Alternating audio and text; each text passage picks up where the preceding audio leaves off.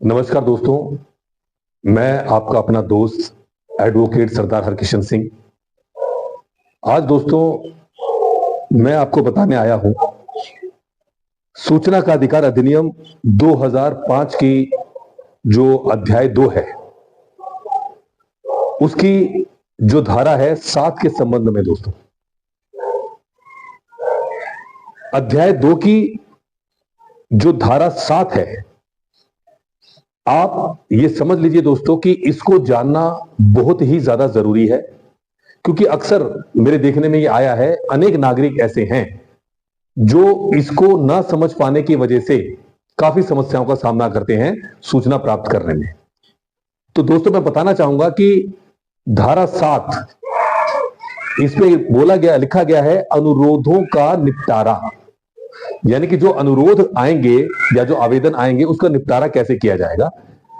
7 की उपधारा 1, धारा 5 की उपधारा 2 के परंतुक या धारा 6 की उपधारा 3 के परंतुक के अधीन रहते हुए धारा 6 के अधीन अनुरोध के प्राप्त होने पर यथास्थिति केंद्रीय लोक सूचना अधिकारी या राज्य लोक सूचना अधिकारी यथासंभव शीघ्रता से और किसी भी दशा में अनुरोध की प्राप्ति के 30 दिन के भीतर ऐसी फीस के संदाय पर जो विहित की जाए या तो सूचना उपलब्ध कराएगा या धारा 8 और 9 में विनिर्दिष्ट कारणों में से किसी कारण से अनुरोध को अस्वीकार करेगा। तो दोस्तों इसमें धारा 8 और धारा 9 अभी हम आगे आपको बताएंगे। इसके साथ साथ परंतु जहां मांगी गई जानकारी का संबंध किसी व्यक्ति के जीवन या स्वतंत्रता से है, वहां वह अनुरोध प्राप्त होने से 48 घंटे के भीतर उपलब्ध कराई जाएगी। तो दोस्तों धारा 7 की उपधारा 1 में यह बताया गया है कि केंद्रीय लोक सूचना अधिकारी या राज्य लोक सूचना अधिकारी के पास जब भी कोई आवेदन होगा किसी नागरिक के द्वारा, तो उनकी यह जिम्मेदारी होगी उस लोक सूचना अधिकारी की कि 30 दिवस के अंदर, यानी कि जिस तारीख को आवेदन हुआ है उसके 30 दिनों में वो सूचना उस आवेदक को प्रोवाइड की जाएगी, प्रदान की जाएगी। तो दोस्तों क्लियर है कि 30 दिन का समय दिया जाता है सूचना को प्राप्त करने के लिए और देने के लिए। उसके साथ साथ दोस्तों जहां पर सूचना की बात आएगी किसी के स्वतंत्रता या जीवन से, जैसे कि अगर कोई ऐसी कोई सूचना चाहिए जो किसी के जीवन या स्वतंत्रता से संबंधित है, तो उसको केंद्रीय लोक सूचना अधिकारी या राज्य लोक सूचना अधिकारी 48 घंटों के अंदर उस सूचना को जो भी आवेदक है उसको प्रेषित करेगा, उसको प्रदान करेगा।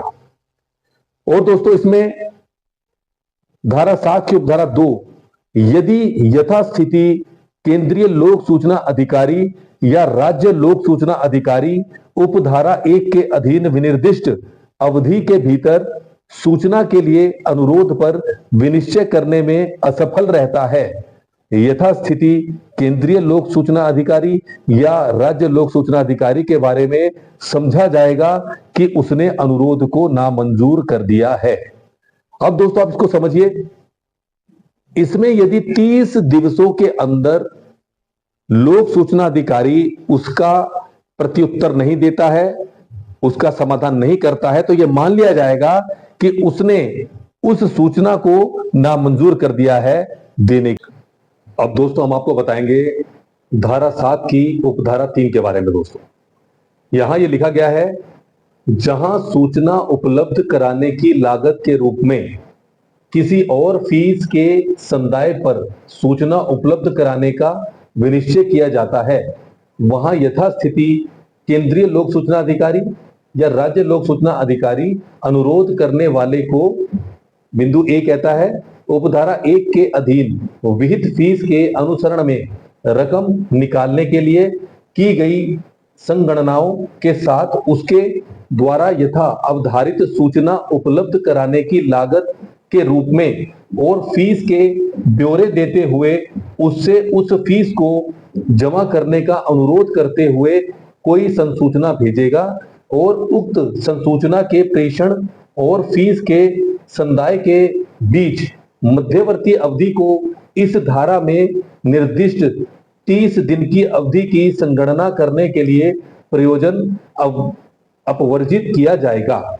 अब दोस्तों, उपधारा 3 का ए बिंदु क्या कहता है, इसको हम बता देते हैं। यदि केंद्रीय लोक सूचना अधिकारी या राज्य लोक सूचना अधिकारी को ऐसा लगता है कि जो सूचना आवेदक ने मांगी है उस सूचना को देने के लिए कुछ अलग से शुल्क की आवश्यकता है, जैसे प्रति पृष्ठ, जो अभी हम अगर उत्तराखंड की बात करें तो प्रति पृष्ठ 2 रुपए वो लेते हैं। अगर सूचना ज्यादा पृष्ठों में है तो वो एक गणना करेगा कि भाई इतने पृष्ठ की सूचना हमें देनी है, तो उसी हिसाब से प्रति पृष्ठ 2 रुपए का एक शुल्क तैयार करके प्रति पृष्ठ के हिसाब से वो आवेदक को भेजेगा, ताकि आवेदक उस फीस को जब जमा कर देगा तो वो सूचना प्रेषित कर दी जाएगी।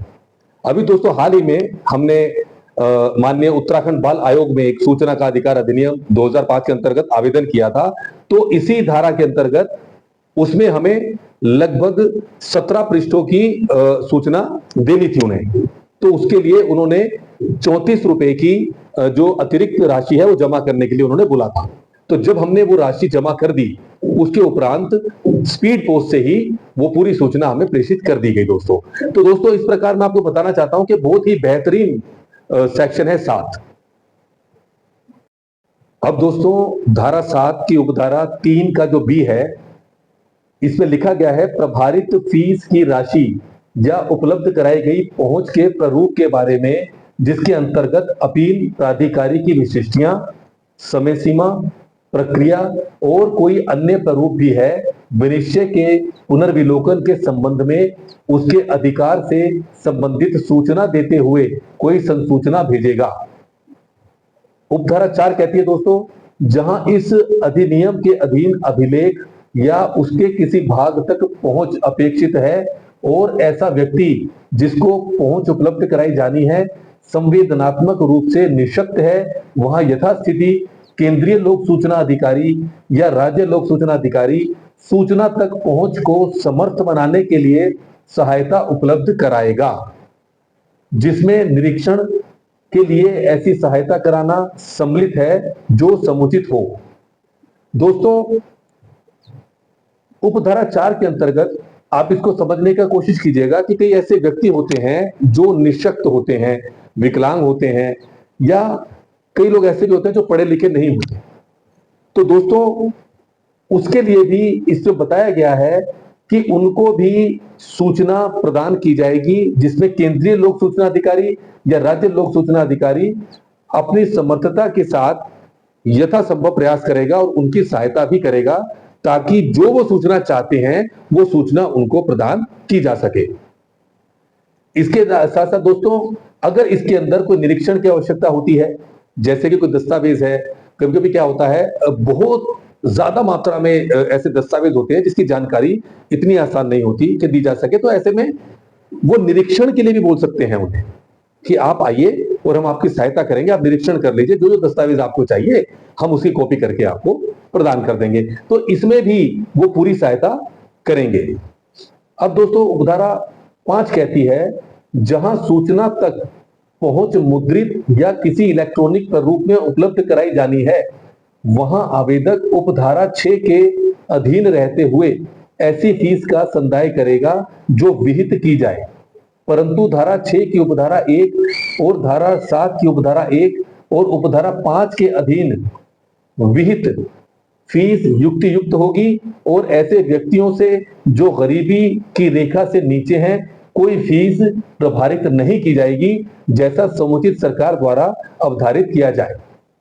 तो दोस्तों देखिए, जो लोग इसमें जो मुख्य बात जो बताई गई है उपधारा 5 के अंदर, जो लोग गरीबी रेखा से नीचे हैं उनसे शुल्क की डिमांड नहीं की जाएगी और उनको जो वो सूचना चाहते हैं वो सूचनाएं भी उपलब्ध कराई जाएगी।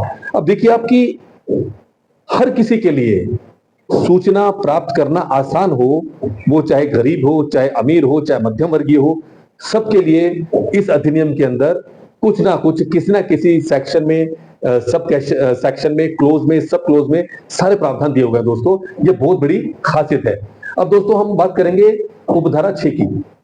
उपधारा 5 में किसी बात के होते हुए भी जहां कोई लोक प्राधिकारी उपधारा 1 में विनिर्दिष्ट समय सीमा का अनुपालन करने में असफल रहता है, वहां सूचना के लिए अनुरोध करने वाले व्यक्ति को प्रभार के बिना सूचना उपलब्ध कराई जाएगी। दोस्तों देखिए उपधारा 6 कितनी अच्छी बात कहती है। अगर किसी भी वजह से केंद्रीय लोक सूचना अधिकारी या राज्य लोक सूचना अधिकारी समय सीमा के भीतर यानी कि 30 दिनों तक का जो समय है इसमें सूचना प्रदान करने में असफल होता है, तो इसके बाद जो सूचना दी जाएगी वो सूचना निःशुल्क दी जाएगी, उसमें कोई शुल्क नहीं होगा।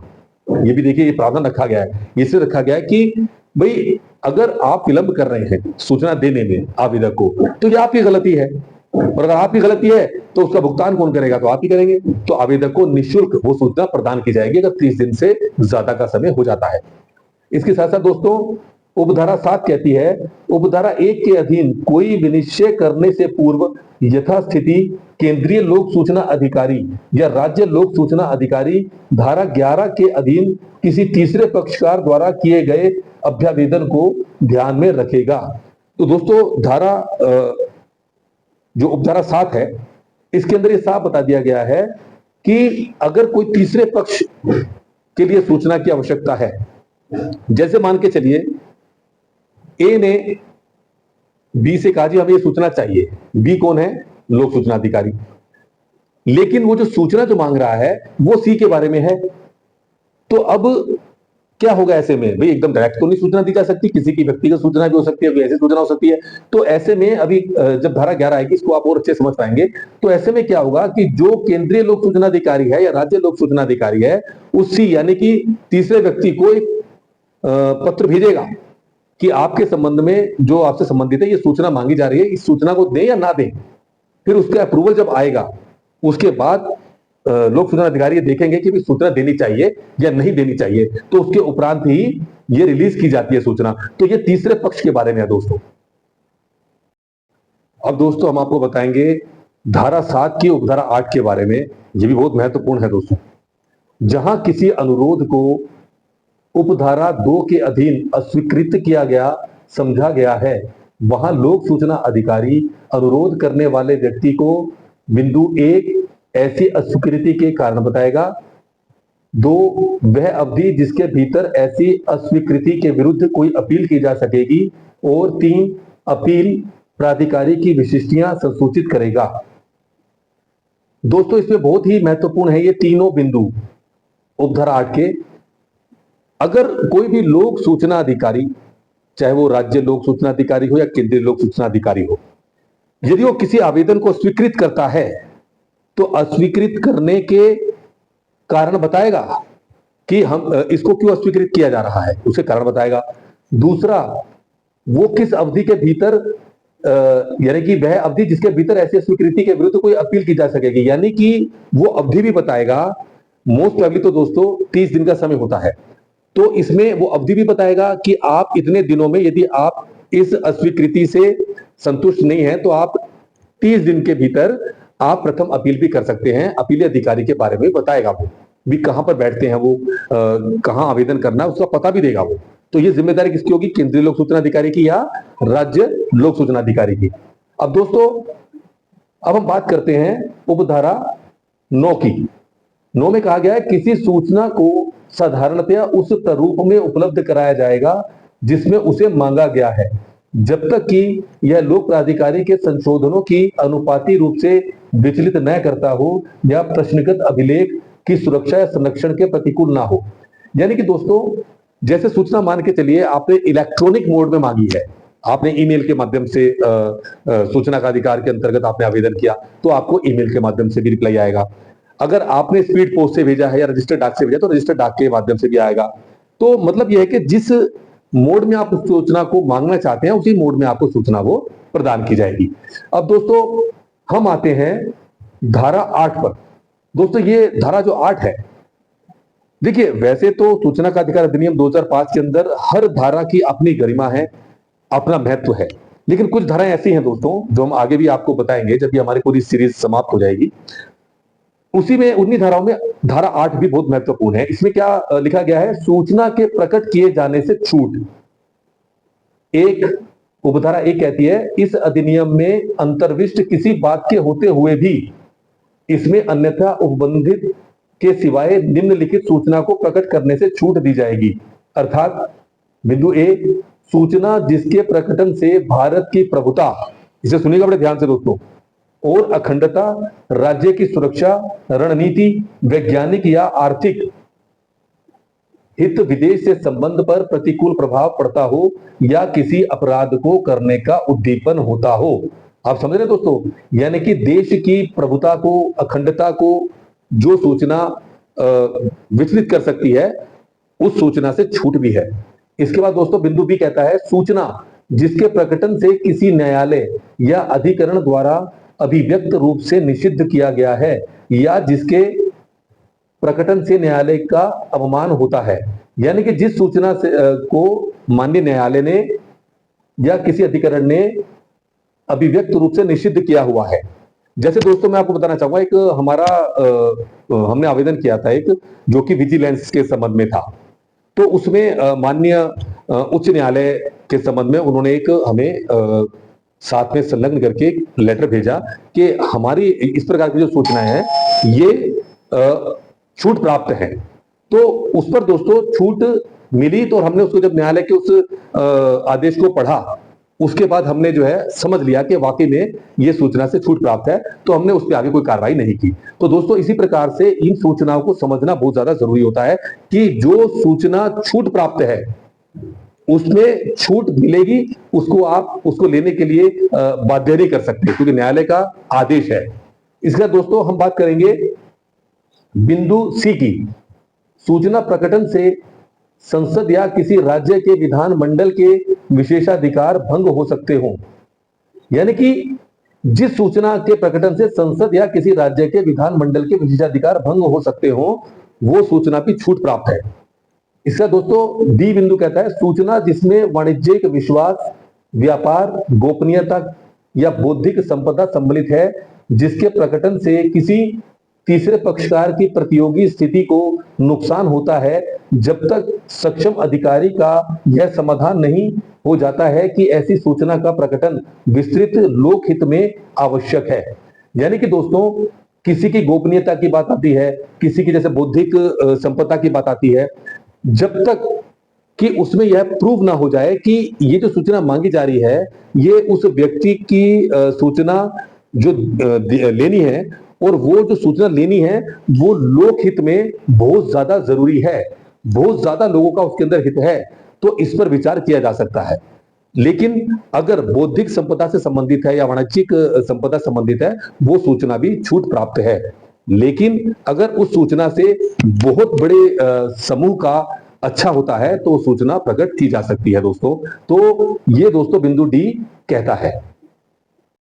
दोस्तों बिंदु ई कहता है, किसी व्यक्ति को उसकी वैश्वासिक नातेदारी में उपलब्ध सूचना जब तक सक्षम अधिकारी का यह समाधान नहीं हो जाता है कि ऐसी सूचना का प्रकटन विस्तृत लोकहित में आवश्यक है। यानी कि दोस्तों जब तक लोक सूचना अधिकारी को ये पक्का नहीं हो जाता कि भाई ये जो सूचना हमें देनी है इसका प्रकटन लोकहित में बहुत ही आवश्यक है, तभी वो सूचना दे सकता है। इसके साथ दोस्तों एफ कहती है, बिंदु एफ कहता है, किसी विदेशी सरकार से विश्वास में प्राप्त सूचना। यानी कि अगर किसी विदेशी सरकार ने किसी विश्वास के साथ कोई सूचना ऐसी है जो देशों के अंदर विश्वास के स्तर पर होती है, वो सूचना भी छूट प्राप्त है। इसका दोस्तों बात करते हैं हम जी, सूचना जिसके प्रकट करने से किसी व्यक्ति के जीवन या शारीरिक सुरक्षा के लिए या सूचना के संसाधन को पहचान करने में या विश्वास में दी गई सहायता या सुरक्षा प्रयोजनों के लिए खतरा होगा। तो यानी कि दोस्तों जी कहता है कि जिस सूचना से कोई भी सुरक्षा से संबंधित कोई ऐसी चीजें हैं, अगर उसको खतरा है या दिक्कत आ सकती है तो ऐसी सूचना भी छूट प्राप्त होगी। इसी तरह दोस्तों अब हम बात करेंगे एच की। तो एच कहता है सूचना जिसके प्रकट करने से अन्वेषण या अपराधियों के गिरफ्तार करने या अभियोजन की क्रिया में अड़चन पड़ेगी। यानी कि दोस्तों जो अपराधियों से संबंधित कोई शोध चल रहा है, उस पर कुछ इंक्वायरीज चल रही है, तो ऐसी सूचना भी छूट प्राप्त रहेगी। इसी तरह दोस्तों हम बात करेंगे आई की। तो मंत्रिमंडल के कागज पत्र जिसमें मंत्री परिषद के सचिवों और अन्य अधिकारियों पर विचार विमर्श के अभिलेख सम्मिलित हैं। तो दोस्तों मंत्रिमंडल से संबंधित जो कागजात हैं, जिस पर जो सचिव हैं, सेक्रेटरी होते हैं, जैसे हर स्टेट के भी होते हैं और सेंटर के भी होते हैं, तो ऐसे जो पत्र होंगे जो विचार विमर्श से संबंधित अभिलेख हैं, वो भी छूट प्राप्त रहेंगे। इसके बाद दोस्तों ये लिखा है कि परंतु यह कि मंत्री परिषद के विनिश्चय उनके कारण तथा वह सामग्री जिसके आधार पर विनिश्चय किए गए थे, विनिश्चय किए जाने और विषय को पूरा या समाप्त होने के पश्चात जनता को उपलब्ध कराया जाएगा। यानी कि दोस्तों जब उस तरह के जैसे विचार विमर्शों की बात आ रही है, कुछ भी आ रही है, तो जब वो सब कार्य संपन्न हो जाएंगे, जब वो कार्य, जिस कार्य पर विचार विमर्श चल रहा है, चर्चाएं चल रही है, जब वो कार्य पूर्ण हो जाएगा सफलतापूर्वक, उसके बाद वो कागजात भी आवेदक को मुहैया कराए जा सकते हैं जनमानस को। इसके साथ दोस्तों परंतु यह और कि वे विषय जो इस धारा में सूचीबद्ध छूटों के अंतर्गत आते हैं प्रकट नहीं किए जाएंगे। जो भी दोस्तों ऐसे विषय जो धारा में जो सूचीबद्ध छूटों के अंतर्गत आते हैं, इस तरह के मामलों में भी वो प्रेषित नहीं किए जाएंगे, वो भी छूट से छूट प्राप्त होंगे दोस्तों। इसका दोस्तों बात करेंगे बिंदु जे की। सूचना जो व्यक्तिगत सूचना से संबंधित है। अब दोस्तों ये बहुत इंपॉर्टेंट है, जो सूचना बिल्कुल ही व्यक्तिगत सूचना से संबंधित है, वो सूचना भी छूट प्राप्त है। अब दोस्तों बात करेंगे धारा 8 की उपधारा 2 में जो लिखा गया है, शासकीय गुप्त बात अधिनियम 1923 का 19 या कोई लोक प्राधिकारी उपधारा 1 में विनिर्दिष्ट छूटों में से किसी बात के होते हुए भी सूचना तक पहुंच को अनुज्ञात कर सकेगा यदि सूचना के प्रकटन में लोकहित संरक्षित हितों को नुकसान से अधिक है। अब दोस्तों शासकीय गुप्त बात अधिनियम जो 1923 है, उसमें कई ऐसे विभागीय सूचना है जो प्रेषित नहीं की जा सकती, लेकिन उसमें भी अगर कोई सूचना, कोई आवेदक ऐसी मांग रहा है जो कि लोकहित के लिए बहुत ज्यादा जरूरी है, तो वो सूचना भी दी जा सकती है। दोस्तों इसमें धारा 8 की उपधारा 3 कहती है, उपधारा 1 के खंड ए, सी या खंड 1 के उपबंधों के अधीन रहते हुए किसी घटना, वृतांत या विषय से संबंधित कोई सूचना जो इस तारीख से जिसको धारा 6 के अधीन कोई अनुरोध किया जाता है 20 वर्ष पूर्व हुई है या होती है, उस धारा के अधीन अनुरोध करने वाले व्यक्ति को उपलब्ध कराई जाएगी। यानी कि दोस्तों इसमें जो सूचना के संबंध में बात आ रही है, यदि कोई सूचना 20 वर्ष पुरानी भी है तो वो सूचना भी दी जा सकती है। बस दोस्तों हमें ध्यान रखने वाली बात सबसे महत्वपूर्ण ये है कि जो सूचना हम चाह रहे हैं, उसमें सबसे पहली बात हमें यह ध्यान रखने योग्य है कि इस सूचना से बहुत बड़े जनमानस का भला हो सकता है, या इससे कोई करप्शन हुआ है कहीं पर, उसका खुलासा हो सकता है।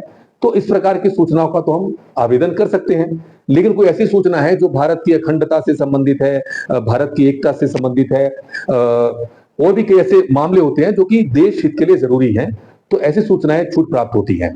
तो दोस्तों आगे हम और भी बताएंगे आपको। तो दोस्तों परंतु यह कि जहां उस तारीख से जिसको 20 वर्ष की अवधि को संगणित किया जाना है उद्भूत कोई प्रश्न उत्पन्न होता है, वहां केंद्रीय सरकार का विनिश्चयों इस अधिनियम में सामान्य अपील के लिए उपबंधित के अध्ययन केंद्रीय सरकार का विनिश्चय अंतिम होगा। अब दोस्तों जो 20 वर्ष पहले की जो सूचना हमने कोई आवेदक चाहता है, यदि उस सूचना के संबंध में अगर कोई समस्या पैदा होती है या कोई प्रश्न उठता है कि ये सूचना देनी चाहिए या नहीं देनी चाहिए, तो ऐसे में जो केंद्रीय जो सरकार है, केंद्रीय सरकार का जो विनिश्चय आएगा, वो जो डिसाइड करेगी वही फाइनल होगा, वही मान्य होगा कि सूचना देनी है अथवा नहीं देनी है। अब देखिए दोस्तों मैं आपसे कहना चाहूंगा कि देखिए, छोटी सी बात आपसे कहना चाहता हूं कि अब देखो, मेहनत तो लगती है, हम भी मेहनत करते हैं। ये बेचारा हमारा जो ये बहुत ही हमारे लिए बहुत महत्वपूर्ण है, ये दस्तावेज, ये भी बेचारा थक गया।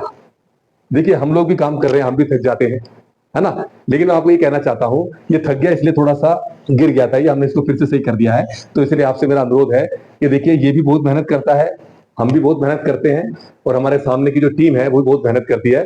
तो प्लीज आप हमारे जो चैनल एडवोकेट हरकिशन सिंह बावा को प्लीज सब्सक्राइब करें, इस पे कमेंट करें, इसको लाइक करें और इसको शेयर करें दोस्तों, ताकि हमारी मेहनत सार्थक हो। तो दोस्तों, मैं ये कहना चाहता हूं कि इसमें, इस तरह के मामले में, जो 20 वर्ष पहले की जो सूचनाएं हैं, उसमें यदि कोई भी समस्या आती है, कोई मुद्दा उठता है, तो उसमें जो केंद्र सरकार का जो विनिश्चय होगा वो अंतिम होगा और वही फाइनल होगा। अब दोस्तों, जो धारा 9 है, कतिपय मामलों में पहुंच को अस्वीकृत करने के आधार, यानी कि कोई भी मामला है उसको अस्वीकृत करने के जो आधार हैं, उसमें धारा 8 के उपबंधों पर प्रतिकूल प्रभाव डाले बिना कोई यथास्थिति केंद्रीय लोक सूचना अधिकारी या राज्य लोक सूचना अधिकारी सूचना के किसी अनुरोध को अस्वीकार कर सकेगा, जहां पहुंच उपलब्ध कराने के ऐसे अनुरोध में राज्य से भिन्न किसी व्यक्ति के विद्यमान प्रतिलिप्याधिकार का उल्लंघन अंतर्वलित है। यानी कि दोस्तों, जो धारा 9 है वो साफ शब्दों में कहती है कॉपीराइट्स के बारे में। जैसे अगर कोई व्यक्ति है, उसने कोई अपना कॉपीराइट किया हुआ है और उसकी सूचना कोई चाहता है, तो वो छूट प्राप्त है दोस्तों। ये मुख्य तौर पर धारा 9 में इसलिए धारा बनाई गई है कि अगर कोई व्यक्ति है, वो अपनी मेहनत करता है, अपना कोई कार्य करता है और उसने कोई कॉपीराइट लिया हुआ है, तो वो सूचना डिस्क्लोज नहीं की जाएगी। तो ये धारा 9 बताती है। तो दोस्तों, आप मेरी वीडियोस को इतना प्यार दे रहे हैं, इतना स्नेह दे रहे हैं, मैं आपका हृदय से धन्यवाद करता हूं। और मैं आपको बताना चाहूंगा दोस्तों, हमारे पिछले अप्रोक्सीमेट 3-4 दिन के अंदर ही 3100 यानी 3100 प्लस व्यूज हमारी सारी वीडियोस पर, अलग अलग वीडियोस पर आए हैं। और अप्रोक्सीमेट 27 आवर्स यानी कि 27 घंटे के करीब हमारी वीडियोस को आप लोगों के माध्यम से देखा जा रहा है। तो दोस्तों, बस मेरा एक ही मकसद है, मैं आपको पहले ही बोल चुका हूं, अब मैं फिर बोलना चाहूंगा कि मेरा एक ही मकसद है कि हमारे देश का हर नागरिक सशक्त हो, हमारा देश सशक्त हो। बस यही इस मिशन को लेकर के मैं जागरूकता फैला रहा हूं, और मैं आशा करता हूं कि आप इसमें मेरा पूरा सहयोग करेंगे। जय हिंद, जय भारत, जय उत्तराखंड।